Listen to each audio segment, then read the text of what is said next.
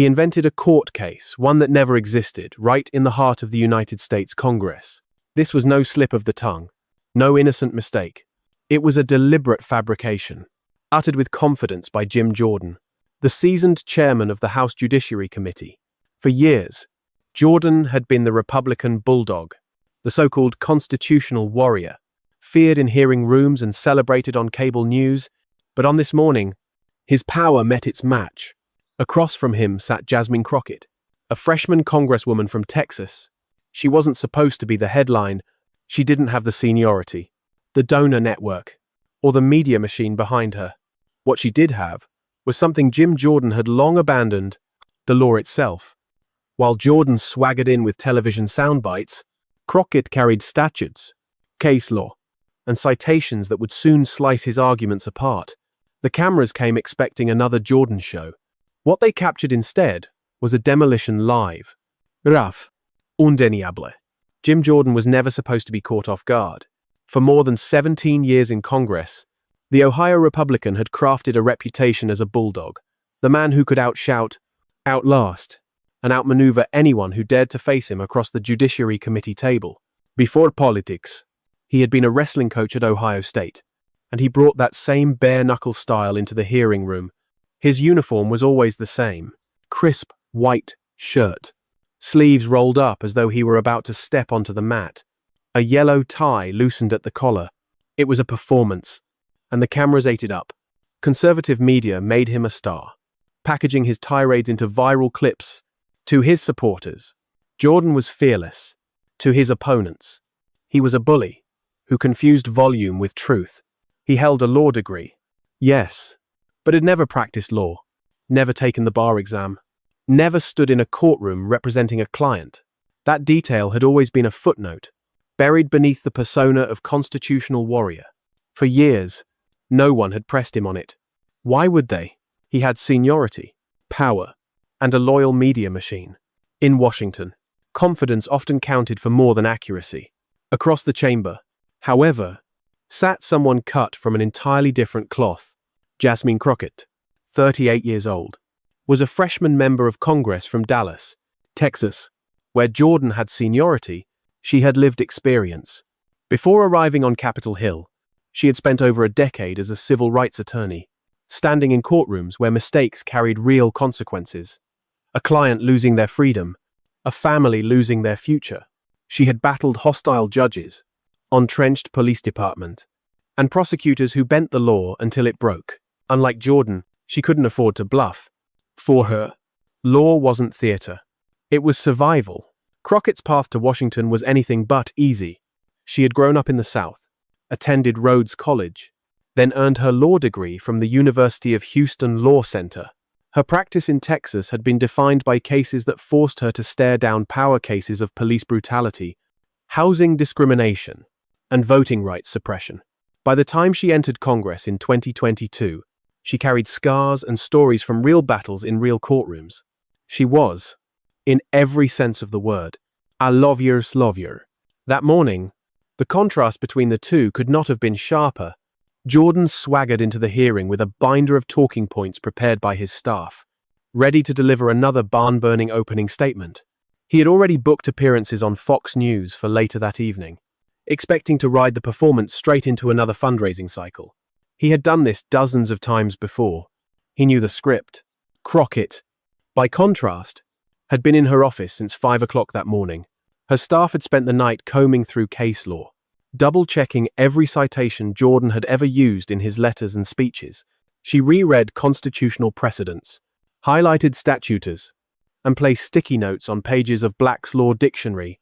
At 7 a.m., her chief of staff had looked at the aggressive line of questioning she had drafted and asked nervously, "Are you sure about this?"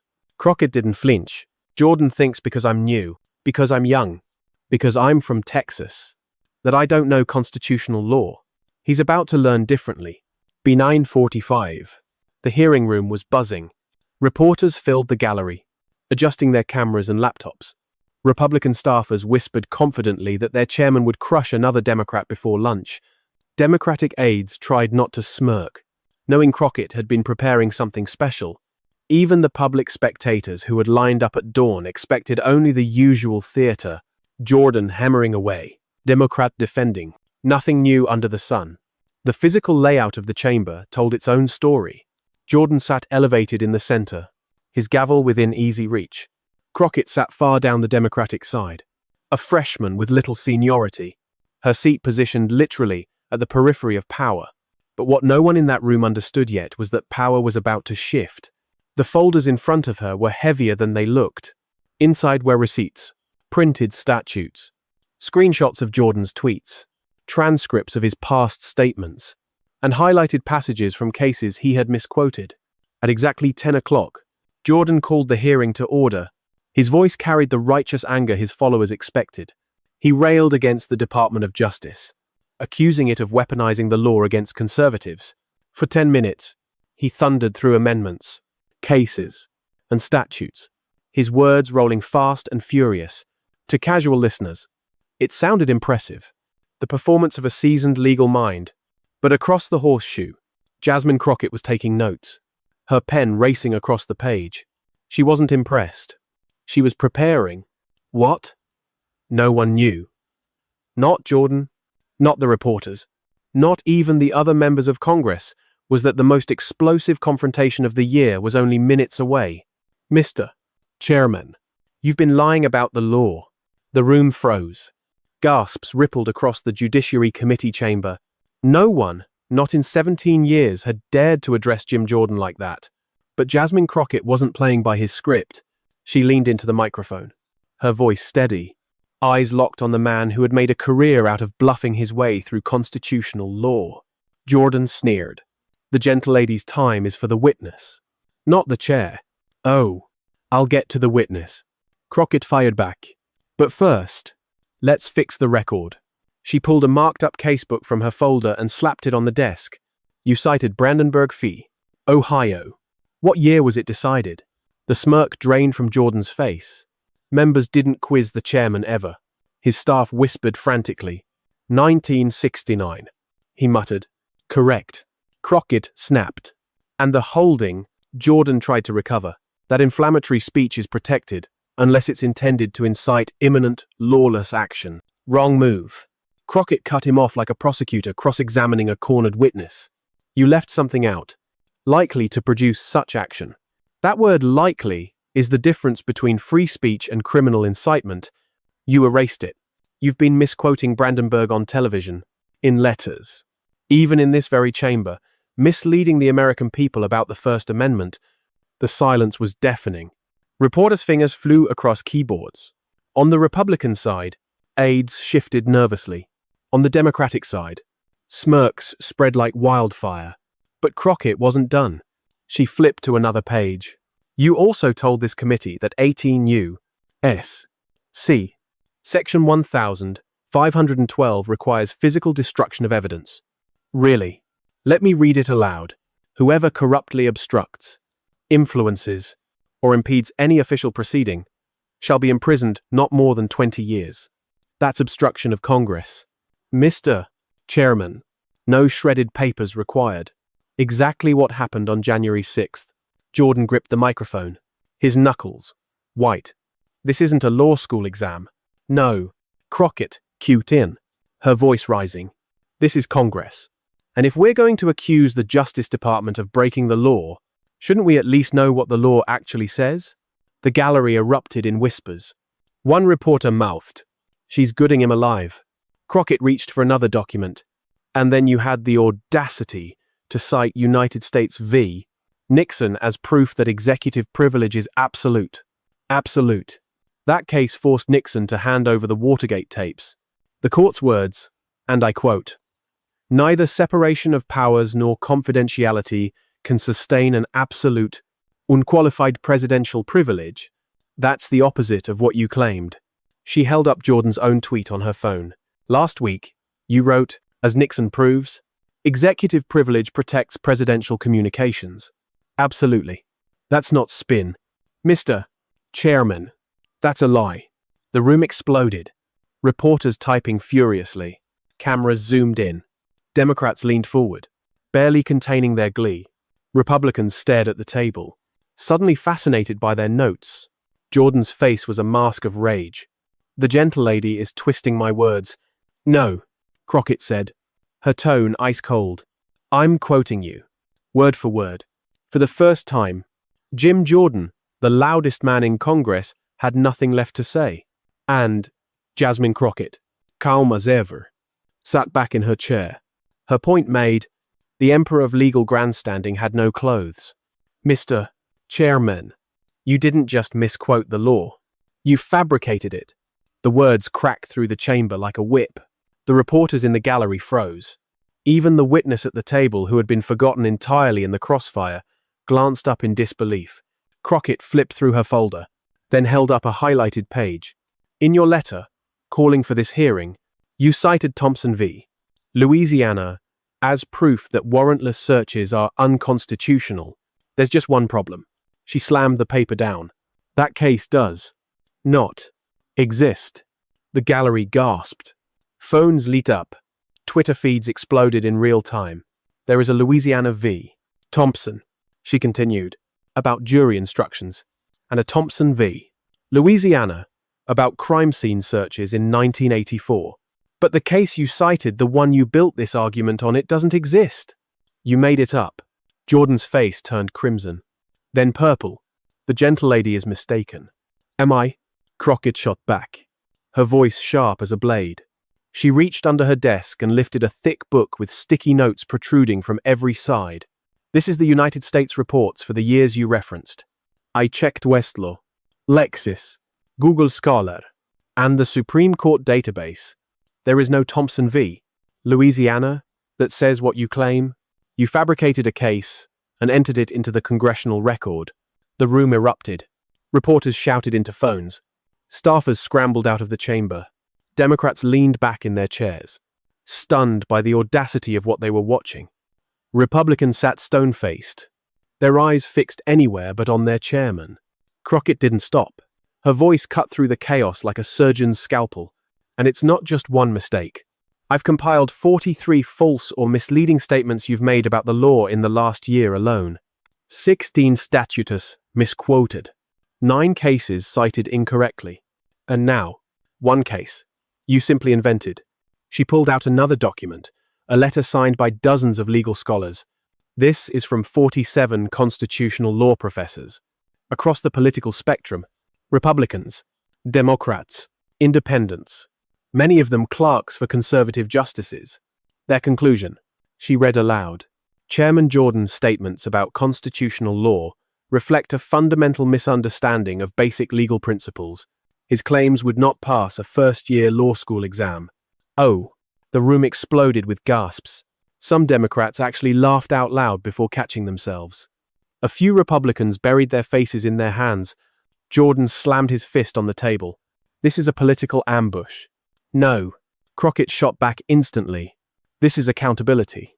You've lied to this committee. You've lied to the American people. And you've lied to the very defendants you claim to defend. Every time you go on television and tell them the law says something, it doesn't. You give them false hope. You mislead them about their rights. That's not advocacy. Mr. Chairman, that's cruelty. The chamber was silent now. No one dared move. Crockett leaned forward, her voice low but searing. You've never practiced law. You've never taken the bar exam. You've never stood in a courtroom where a client's life depended on you getting the law right. I have, for 15 years. And let me tell you this. If any lawyer had misrepresented the law the way you just did, they would be disbarred. She opened one final document. Rule 8. 4 of the American Bar Association.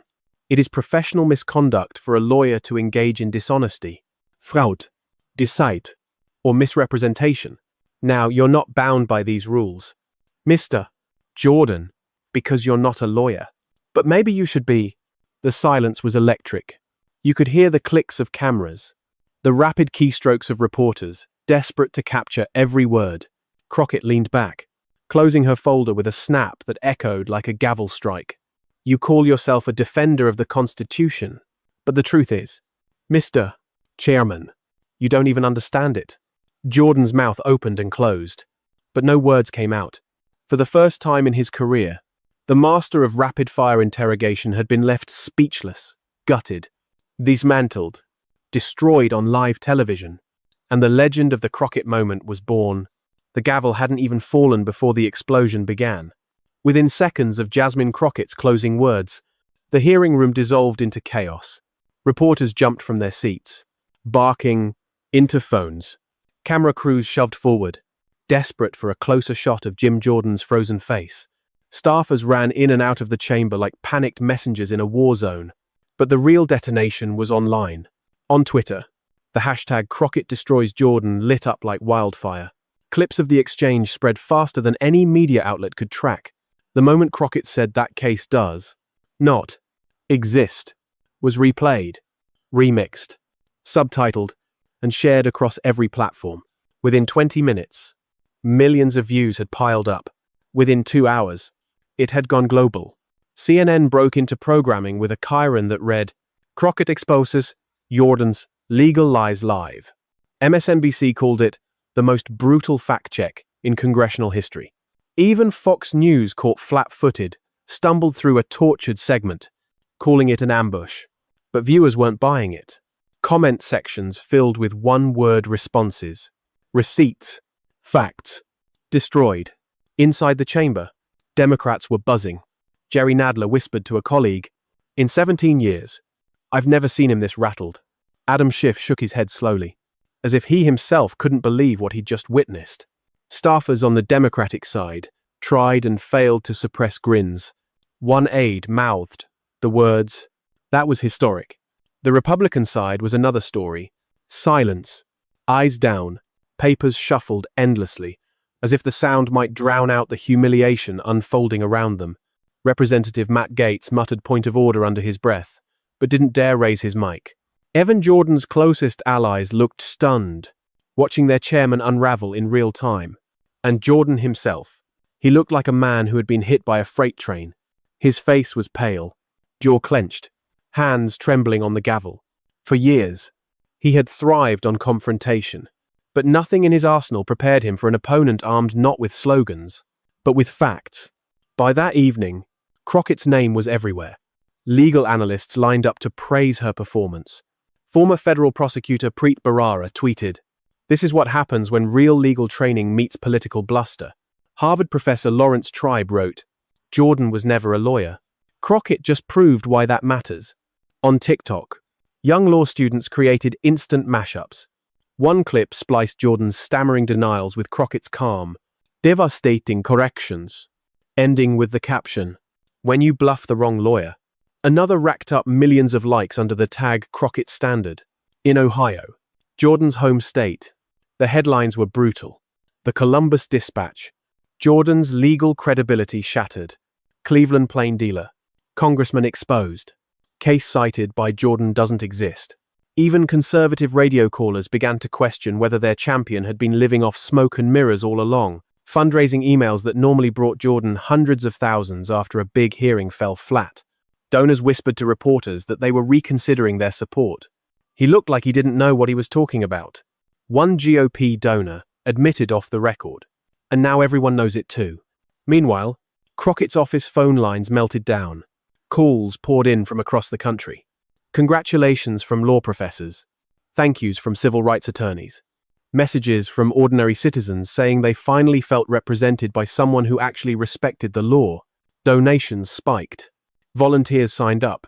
For a freshman congresswoman, it was a career-making moment. Even the witness, a deputy attorney general who had been sidelined for nearly the entire exchange, broke his silence. "Representative Crockett," he said softly, "thank you for clarifying the actual law. It's been frustrating to see our work misrepresented." Jordan snapped. "The witness is not here to editorialize." Crockett cued him off, her voice calm, deadly precise. "Neither is the chairman. Yet, for years you've editorialized about laws you don't understand." The room erupted again. By midnight, the New York Times published an emergency analysis piece, "The Crockett Moment, When Facts Destroyed Fiction." It chronicled the exchange blow by blow, framing it as a turning point in congressional hearings. No longer, the article declared, could members rely on bluster alone. There was now a standard, the Crockett Standard. For Jim Jordan, the fallout was immediate and brutal. The man who had built his brand as the GOP's legal pit bull had been declawed on national television. His allies scrambled to spin the loss. She ambushed him. Tucker Carlson complained that night, but even that backfired. One reply on Twitter summed up the mood. It's not an ambush when you get caught lying about the law. It's called accountability. By sunrise, the narrative was set. Jasmine Crockett, the freshman from Texas, had dismantled a 17-year titan of Republican politics in less than 15 minutes. And for Jim Jordan, the once undisputed master of the hearing room, the humiliation was just beginning. Jim Jordan survived the hearing, but his career never did. In the days that followed, the fallout metastasized. Conservative outlets tried desperately to rebuild his image, but the cracks were too deep. Donors pulled back. Allies whispered doubts. And every time Jordan opened his mouth about the law, journalists and law professors lined up to ask the same question: does this meet the Crockett Standard? That phrase became the measure, the Crockett Standard. Law schools seized on it instantly. Professors showed clips of the exchange in their constitutional law classes, using it as a case study in the danger of bluffing when your opponent knows the facts. Harvard Law Review published a blistering essay titled, "When Preparation Meets Bluster." The Crockett Lesson. Students began forming Crockett Check study groups dedicated to fact-checking political statements in real time. Bar associations joined in. The Ohio Bar Association released a pointed statement. While Representative Jordan is not a member of our bar, we urge all public officials to ensure accuracy in legal claims. The law is not a talking point. In Texas, the state bar invited Crockett to keynote their annual convention, where she told a rapt audience, "Truth is not partisan. It's the foundation of justice." Meanwhile, Jordan's credibility collapsed. Polling in his district plummeted. 17 years of swagger dissolved in a matter of weeks. Primary challengers emerged, hammering him with the words that had gone viral. "You fabricated a case." His usual fundraising hauls shrank to a trickle. Fox News, once his megaphone, quietly cancelled his scheduled appearances. Inside the Capitol, the damage was even clearer. Republican colleagues began keeping their distance, no longer eager to be linked to his legal expertise. In private, one senior Republican admitted to Politico, he was always winging it. Crockett just proved it. 3 months later, Jordan announced he would step down as chairman of the Judiciary Committee at the end of the term. He tried to frame it as a shift in priorities, but everyone knew the truth. He had been dethroned. The committee that once revolved around his fury now orbited around someone else, the freshman who had demolished him with nothing more than preparation and facts. Crockett's rise was meteoric. Overnight, she became the go-to authority on constitutional law inside the committee. Republicans who had mocked her as a rookie now asked for her input during hearings. Even Matt Gaetz, one of Jordan's closest allies, was caught on a hot mic saying, "I'd like to hear Representative Crockett's view on this statute." Her national profile soared. The American Bar Association gave her the Excellence in Public Service Award. MSNBC featured her as a legal analyst. CNN branded the viral hearing as the Crockett moment. She accepted invitations at universities across the country, telling young lawyers, accuracy is power, and power without accuracy is dangerous. And then came the structural change. Congress quietly passed a bipartisan resolution requiring every Judiciary Committee hearing to have non-partisan legal counsel present, with the authority to fact-check members in real time. It was nicknamed the Crockett Rule. Other committees adopted similar policies. State legislatures followed suit. Suddenly, politicians could no longer toss around fake legal claims without being immediately corrected. Journalism adapted too. News networks launched segments called the Crockett Check, where constitutional experts reviewed and debunked political claims about the law.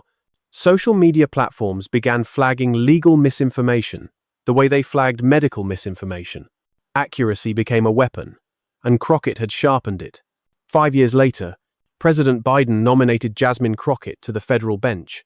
At her confirmation hearing, senators from both parties praised her. She reminded us, one Republican admitted, that the law isn't theater, it's truth. Jim Jordan, now a diminished figure serving out his final term, even submitted a written endorsement. While we disagreed on policy, I never doubted Judge Crockett's knowledge or her integrity. She will serve the bench with distinction. At her investiture, Crockett stood before an audience of lawyers, judges, and law students. She looked back on that fateful hearing and said, "I didn't go in planning to destroy anyone. I went in planning to defend the truth. For too long, lies about the law went unchallenged. Everyone assumed someone else would correct them. That day, I decided, if not me, then who?" Her words brought the crowd to its feet. The legacy of the Crockett moment stretched far beyond one takedown. It changed the culture of Congress, the standards of journalism, the expectations of citizens. No longer could lawmakers treat the law as a political prop. They were expected to get it right or get called out. For Jim Jordan, it was the humiliation that defined his career. For Jasmine Crockett, it was the moment that launched hers. And for America, it was a reminder: truth still matters, facts still matter, and preparation will always crush presumption. Jim Jordan walked into that hearing, certain he would dominate. He walked out shattered, his credibility in ruins, his 17 years of swagger reduced to silence. But the story was never about him. It was about Jasmine Crockett, a freshman, a black woman from Texas, a civil rights attorney who carried the truth into a chamber that had grown too comfortable with lies. She didn't just challenge a powerful man. She challenged a culture of bluffing, bullying, and distortion. And she won, with nothing more than preparation, discipline, and facts. That day proved something bigger than politics. It proved that the law still matters. That truth, when wielded with courage, can cut through even the loudest voices. It showed that one person, armed with receipts, can stop a machine that has been running unchecked for years. But here's the harder truth. The fight isn't over. Every day, false claims are made in the halls of Congress, on cable news, on social media, lies dressed up as law, bluster masquerading as expertise. The question is, who will call it out next? If you believe this is what Black America needed all along, say truth in the comments below. If you believe facts still matter in a democracy built on law, let your voice be heard. Stay with us, because this isn't just another headline. It's the voice our grandmothers were never allowed to raise. Subscribe and stay, because silence no longer protects us. And remember this: speak black truth. Justice rising. We rise still. If this story moved something in your chest, don't scroll past. Like, share, stand, subscribe, because they silenced our voices long enough. Let's raise them louder than ever. Thank you for being here. We'll see you in the next story, the kind they still don't want you to hear.